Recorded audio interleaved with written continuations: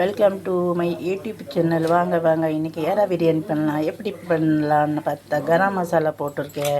எப்படி வெங்காயம் போட்டேன் வீடியோ எடுத்துக்கிட்டு கிட்ட நின்று பண்ண போகிறேன். மணி ஆயிடுச்சு.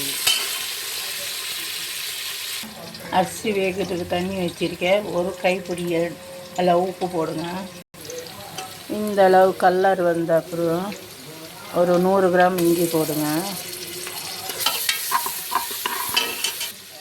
இஞ்சி பூண்டு நல்லா வாசம் வந்த அப்புறம் ஒரு 3 தக்காளியும் ஒரு 3 பச்சை மிளகாய் போடுங்க.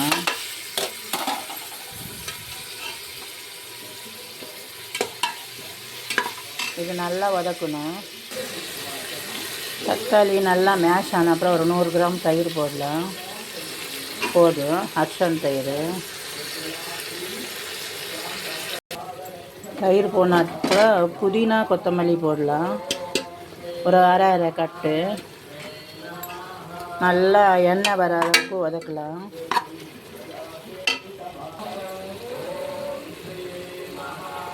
கொத்தமல்லி புதினா போன்ற அப்புறம் கொஞ்சம் மஞ்சத்தூள், கொஞ்சம் மிளகா பொடி, கொஞ்சம் கரம் மசாலா போடலாம். தண்ணி கொதிச்சிச்சு, அரிசி போடலாம்.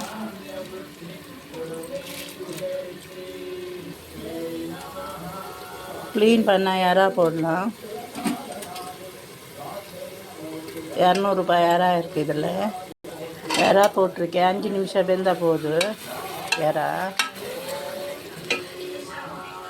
சாப்பாடு அரை பதம் வந்தால் போதும்.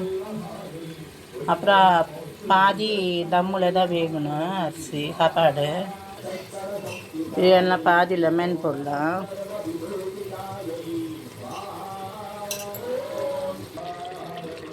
ஒரு பிஞ்சு கஸ்தூரி மேத்தி போடுங்க.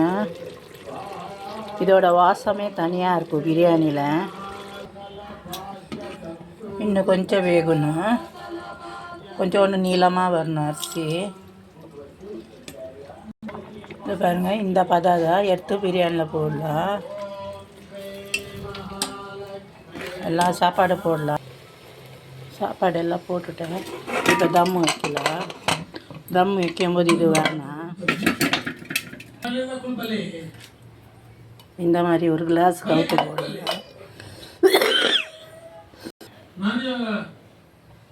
இந்த மாதிரி கிளாஸ் கவுத்து போட்டு 10 நிமிஷம் சிம்மில் வச்சுடுங்க. 10 நிமிஷம் இருக்கட்டும்.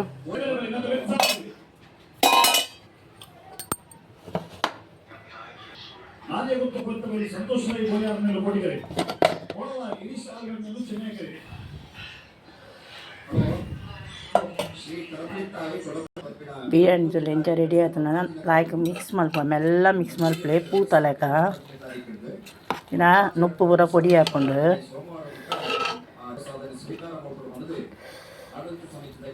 ಭಾಳ ಶೋಕ ಆತುಂಡು.